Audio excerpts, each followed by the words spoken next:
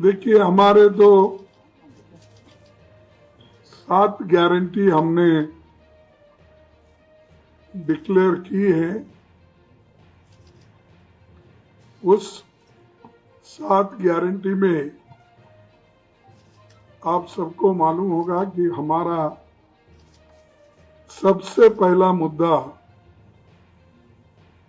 Statehood का है और जम्मू कश्मीर को स्टेटहुड दिलाने के लिए हमारी पूरी कोशिश रहेगी। हम इसको दिलाएंगे। और दूसरी जो हमारी गारंटी है, अच्छी सेहत हमारा हक है और इसके लिए हम 3 सूत्री कार्यक्रम में लगा दिए हैं। हर परिवार को 25 लाख का हेल्थ बीमा हम देंगे।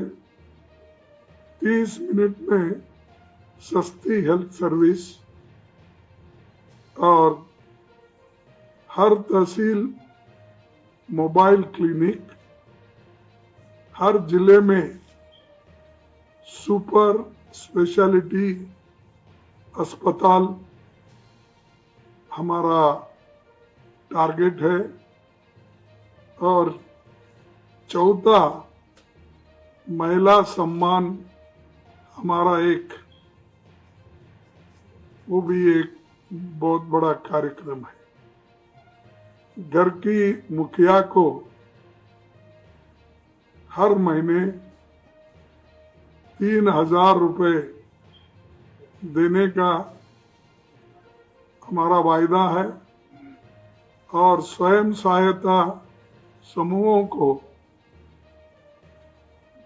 5 लाख रुपए इंटरेस्ट फ्री लोन हम उन ग्रुप्स को देंगे।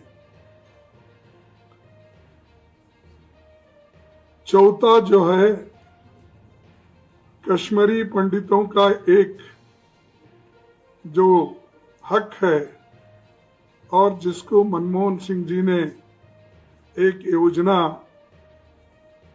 तैयार की थी, उसको हम वो रिहैबिलिटेशन का प्रोग्राम हम लागू करेंगे और वो दिला के रहेंगे। पांचवा ओबीसी का हक, संविधान के तहत पिछड़े वर्ग को पूरा हक मिलेगा और जातीय जनगणना जो हम पूरे देश में इसके लिए लोकसभा चुनाव में वायदे किए थे, वो यहाँ पर भी ओबीसी का एक जो हक है और लोगों के कल्याण के लिए ये जरूरी है। और जब हमको सही डाटा मिलेगा और सही आंकड़े मिलेंगे तो हम लोगों को नई योजनाएं और नई जो वेलफेयर स्कीम्स है, उन वेलफेयर स्कीम्स को हम लोगों को दिला सकेंगे। यही मकसद है, इसमें कोई द्विधा नहीं है।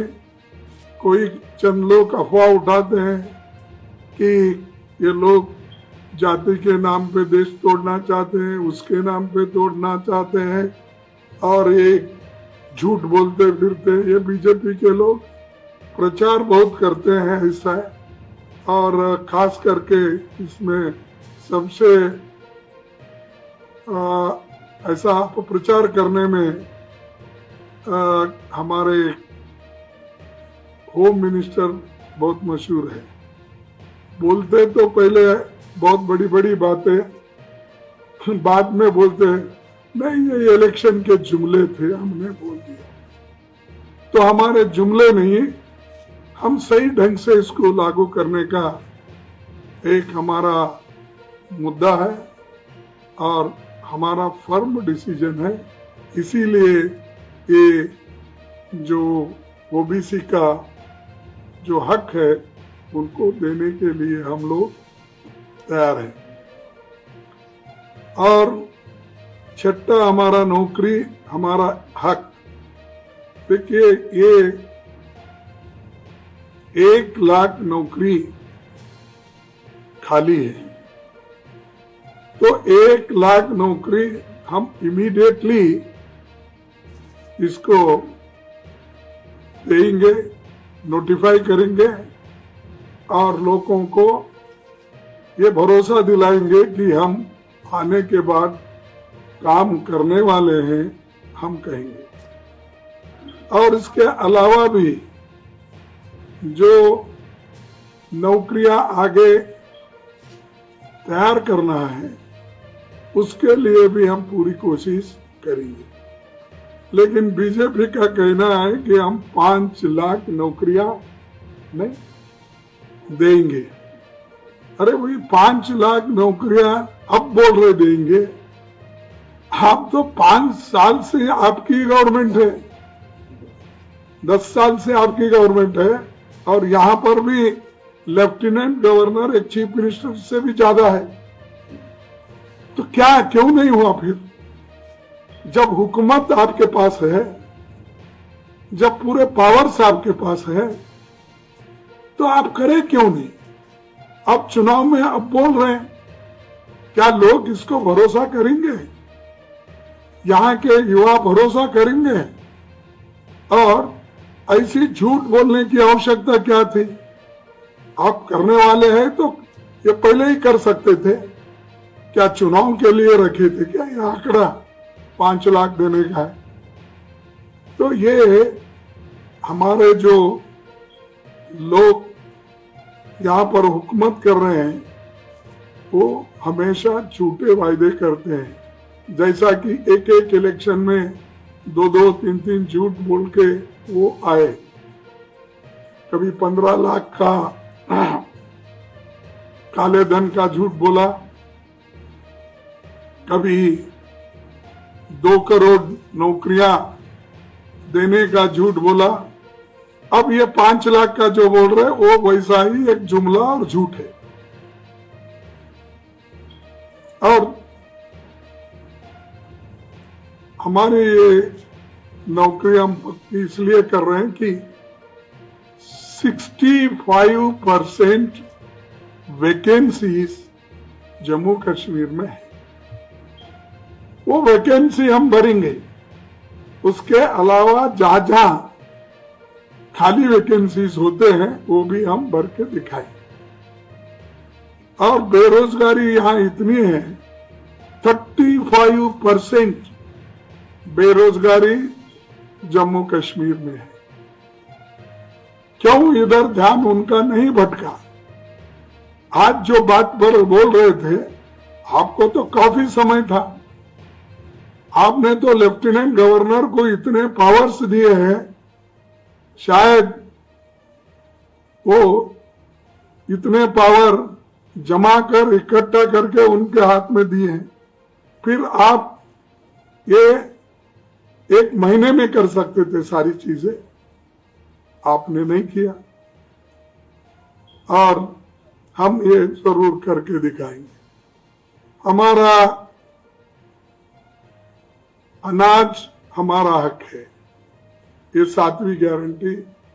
आपको मालूम है कि जो सोनिया गांधी जी ने फूड सिक्योरिटी एक्ट कानून लाया, ये इसीलिए लाया गरीबों के पेट भरने के लिए। जो मजदूर है, जो भूखे लोग हैं, जो भूख से तड़पते हैं बच्चे, इनको खाना, एक पेट भर खाना देने के लिए उन्होंने ये फूड सिक्योरिटी एक्ट लाया था। और यहाँ पर 11 केजी राइस दे रहे थे। हाँ ठीक है ना, 11 केजी अनाज बोलो, राइस, ये सब दे रहे थे। उसको कट करके इन्होंने 5 kg किया, हाँ 5 kg। पहले 35 किलो 35 पर फैमिली या 15 किलो राइस, है ना, ठीक। तो आज हम वो रेस्टोर करेंगे और रेस्टोर करके जो अनाज उनको मिलता था वो हम देंगे, ये हमारा वायदा है। तो ये तो हमारे 7 पक्के वायदे हैं। उसके अलावा जो डेवलपमेंट में कांग्रेस पार्टी ने जो काम किया, चाहे वो रेलवे का हो, चाहे रोड का हो, चाहे एयरपोर्ट का हो, ये सारी चीजें कांग्रेस पार्टी ने की।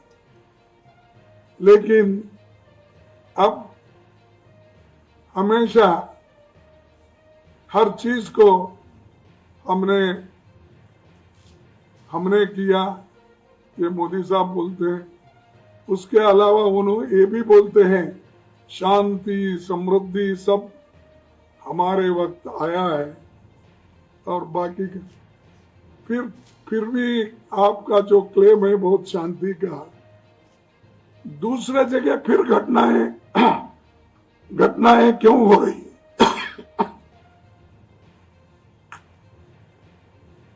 सॉरी, दूसरे जगह क्यों अभी भी घटनाएं हो रही? तो ये है कहने का, हाथी के दांत खाने के एक होते हैं, दिखाने के लिए एक होते हैं। वैसा ही मोदी जी, शाह ये हमेशा जुमले बनाते हैं, प्रचार करते हैं, वोट मांगते हैं। ये वोटों के जुमले हैं जितने भी उनकी बातें हैं। और हम हमेशा गरीबों का ख्याल रखते आए हैं। मनरेगा का योजना लो, कर्ज माफी का किसानों का योजना लो, और ये जो फूड सिक्योरिटी लो, एजुकेशन का लो, ये सारी चीजें हमने गरीबों के लिए सोच के की। ऐसा कौन सा काम आपने किया है हमको बताइए। ये जो रेल, मैं जब रेल मंत्री था, मेरे जमाने में भी ये एक रेल यहाँ से जो हम अपने वैष्णव देवी और ये टनल जो पीर पंजल, ये टनल उस वक्त मैं खुद आया था, मनमोहन सिंह जी आए थे। बहुत से चीजें हमने बनाई, लेकिन कभी ये नहीं बोला अगर ये कोई किया है, मनमोहन ने किया है, सोनिया गांधी जी ने किया, ऐसा बोलते नहीं फिरते। ये मोदी जी हमेशा अगर किसी ने किया तो मोदी ने किया, शाह बोलते हैं तो किसी ने किया, मोदी ने किया। अरे भाई, मोदी प्राइम मिनिस्टर है, तुम क्या किए वो बोलो। आपने जम्मू कश्मीर के लिए कौन सी चीजें आपने की ये कहो। लेकिन उनके पास कोई उत्तर नहीं। आज वो सिर्फ प्रचार में लगे हुए हैं, और स्मार्ट सिटी बनाने का भी उनका वायदा था, और वो जहाँ का वहीं वो भी रुक गया है। और आज वो स्मार्ट सिटी भी आगे नहीं बढ़ रही है। और इसके अलावा जो उनके पास कोई एक एजेंडा नहीं है, और हमेशा बीजेपी और आरएसएस ये कहते रहते हैं कि हमारे लीडरों का जबान काटने की बात करते हैं। उनके जो एमएलए है, एमपीज है, वो कहते हैं अगर कोई सच बात बोले तो हम राहुल जी का जबान काट देंगे। और राहुल जी का असर ऐसा हो गया जैसा उनका दादी का हुआ है। और ऐसी भड़काऊ बात करने वाले कौन है? बीजेपी और आरएसएस, उनके एमपी, उनके एमएलए। क्यों मोदी उनको बंद नहीं कर रहे? क्यों एक्शन नहीं ले रहे? क्योंकि वो आरएसएस भी डरते हैं, एमएलए से भी डरते हैं, उनके एमपी से भी डरते हैं, या नहीं तो वो प्रोत्साहित करते हैं, चलो मैं ऐसा ही बोलता हूं, आप बोलते जाओ, गालियां देते जाओ। ये उन्होंने हर तरफ एनकरेज करते जा रहे हैं। और यहां तक भी राहुल जी को आतंकवादी बोला, यानी राहुल की जबान काटने की बात, राहुल जी को आतंकवादी बोलने की बात और राहुल जी को देशद्रोही बोलने की बात, ये सब कौन कर रहे हैं? बीजेपी। भड़काने की बात करते हैं। तो अगर कोई डराने की बात करता है, कांग्रेस पार्टी डरेगी नहीं। और ऐसे जो डराने की बात करने वाले हैं, ये तो आजादी के वक्त भी डर के घर में बैठे थे। देश के लिए लड़े हमारे लोग, कांग्रेस के लोग, मरे कांग्रेस के लोग। और गांधी फैमिली में इतने लोग अपनी कुर्बानी दिए, आपके पास कोई है ऐसा देश के लिए? एक कुर्बानी देकर बहुत बहादुरी देश के लिए दिखाए। क्या महात्मा गांधी जी राष्ट्रपिता, उन्होंने जान दी देश के एकता के लिए, देश की अखंडता के लिए, देश के भलाई के लिए। इंदिरा गांधी जी ने अपनी जान दी देश में एक ही रहना, ये उनका ये था। फिर उसके बाद राजीव गांधी जी ने अपनी जान दी। अरे इतने लोग कुर्बान करने वाले कांग्रेस में हैं, अभी भी फिर उनके खानदान को बार बार ये कहते हैं इसकी जीभ काटो, ये टेररिस्ट है, फलाना है। तो ये बात चलेगी नहीं और हम इसको बर्दाश्त करने वाले नहीं। हम हर जगह इसके खिलाफ एजिटेशन करेंगे, लोगों को बताएंगे कितनी गंदी दिमाग इनकी है, कितना ये इनके पास कैसा एक दुश्मनी की और एक विषभरित इनकी सोच है। तो इसलिए भाइयों, इन लोगों को तो हटाना जरूरी है। और हमारे जम्मू कश्मीर को भी बचाना ये हमारे लिए सबसे बड़ा है। और हम जब आएंगे तो ये जो 10-10 घंटे बिजली जा रही, इसके बारे में जरूर हम उनकी मुश्किलात को दूर करेंगे। युवाओं का जो युवा पीढ़ी की मुश्किलात है उसको दूर करेंगे। और जम्मू कश्मीर, ये हमेशा पहले ये रहता था कि कब 6 महीने या 4 महीने यहाँ पर, दरबार मुंह चलता था, दरबार मुंह में जम्मू में और कश्मीर में। फिर उसको हम वो चालू करेंगे, क्योंकि यहाँ रहना भी उतना ही इम्पोर्टेंट है, वहाँ रहना भी इम्पोर्टेंट इसलिए है कि एक तो इकोनॉमिक प्रॉस्पेरिटी, मूवमेंट और लोगों को आना जाना और बहुत सुलभ होता है।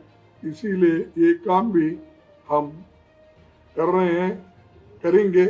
और इस सब को बहुत बड़ा हम तो हमारा मैनिफेस्टो तो ऑलरेडी रिलीज है, तो उसका कॉपी बाद में बांटेंगे शायद। हाँ, तो हम उसके अलावा जो कोई, हाँ ये तो है, जब ये टूर हमारे देखिए हिमाचल प्रदेश हो और जम्मू कश्मीर, ये टूरिज्म पे डिपेंडेंट है, और जब टूरिज्म पे डिपेंडेंट है तो इसके लिए वातावरण बनाकर इसको टूरिज्म को हम डेवलप करेंगे, ये वादा हमारा है। और इसके लिए हम पहले से भी कोशिश करते आए हैं, आज भी करेंगे, कल भी करेंगे, क्योंकि यहाँ की लोगों की जीवन जो उनका इनकम है इस पे ही डिपेंडेंट है। तो इसलिए दोस्तों मैं आपके सामने चंद बातें रखने के लिए आया था। ये बातें मैं आपके सामने रख दिया हूँ, तो आप इसको ठीक ढंग से, जो हमारी कांग्रेस और एनसीपी की एनसी की गवर्नमेंट है आने वाली है, इसको हम मजबूती से काम करेंगे।